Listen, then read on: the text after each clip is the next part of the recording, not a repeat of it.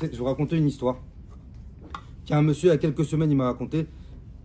À moi, ça m'a donné une claque de moussa, mais incroyable.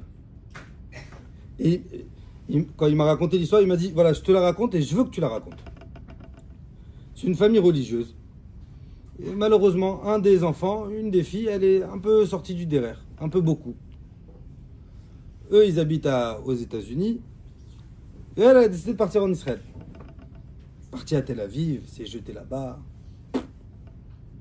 Elle est devenue Hachem Ishmael, elle est devenue parmi les organisatrices du défilé là-bas, machin. Donc ça veut dire famille religieuse. Et le père, il souffre. Donc plusieurs fois, il est venu voir le Rav pour des brachot. Et un jour, bon, il va en Israël. Et il a loué une voiture. Il va chercher sa fille.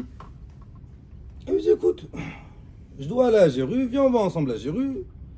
Et on fait là le retour. On va manger au restaurant. Ça reste sa fille.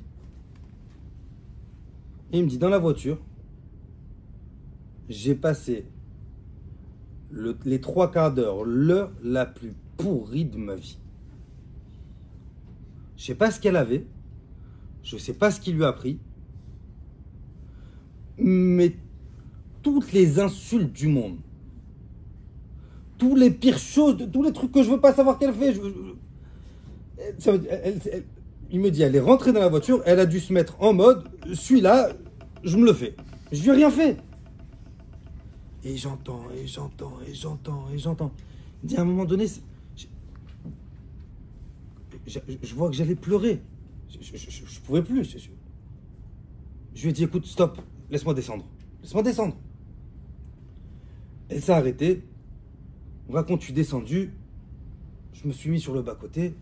Je me suis posé par terre et je me suis mis à pleurer.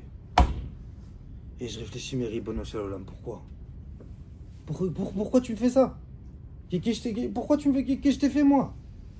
J'ai rien demandé à personne. Moi, je suis venu de détente en vacances. Pourquoi? Qu'est-ce que j'ai fait? Et il me dit, je pleure. Et il dit, à un moment donné, au plus profond de ma détresse, j'ai une illumination. Et je me suis dit, mais si elle est comme ça, c'est pas de sa faute. C'est moi qui l'ai raté. C'est moi qui lui a donné les mauvais kélim. C'était ma responsabilité de l'éduquer bien. Je vais lui crier. Je vais me mettre en colère. Je vais avoir mon ego qui va ressortir. Mais c'est pas la fautive. Parce que si je lui avais donné l'amour nécessaire à la maison, si je lui avais donné l'attention nécessaire à la maison, et il me raconte, il me dit à ce moment-là, j'ai pris conscience que c'est mon ego qui parle. Je suis rentré dans la voiture. Je me suis mis à pleurer. Et je lui ai dit, ma fille, tout le mal que tu veux me faire, c'est pas grave. Tu sais pourquoi c'est pas grave? Parce que je t'aime. Et qu'il n'y a que ça qui compte. Et il m'a dit, je veux que tu racontes cette histoire. Parce que ma fille, elle s'est mise à pleurer dans la voiture. Et quelques jours plus tard, elle a fait tchouva, elle est rentrée avec moi à la maison. Pourquoi? Quand on arrive à écraser notre ego, quand on arrive à comprendre que ce qui se passe chez les autres, je suis responsable. De la réaction, comment eux ils vont réagir, je suis responsable. Si je suis responsable, si je ne veux pas répondre, si je ne veux pas m'énerver, si je ne veux pas me mettre en colère, si je veux donner de l'amour, c'est ma responsabilité à moi tout ça. C'est à moi de donner tout ça. Et si moi j'arrive à être le vecteur de l'amour, je l'ai déjà dit, je ne sais pas si vous l'avez entendu, l'humain c'est comme un talkie-walkie. Un talkie-walkie, il y a un émetteur et il y a un récepteur. Mais pour que l'émetteur et le récepteur ils fonctionnent, il faut qu'ils soient sur une même onde. Si un il est sur une onde et l'autre il est sur une autre onde, t'as beau dire tous les mots d'amour du monde que tu veux, mais ça va pas coller. L'onde, c'est mon cœur qui va avec. Moshe et Aaron, ils ont compris quelque chose.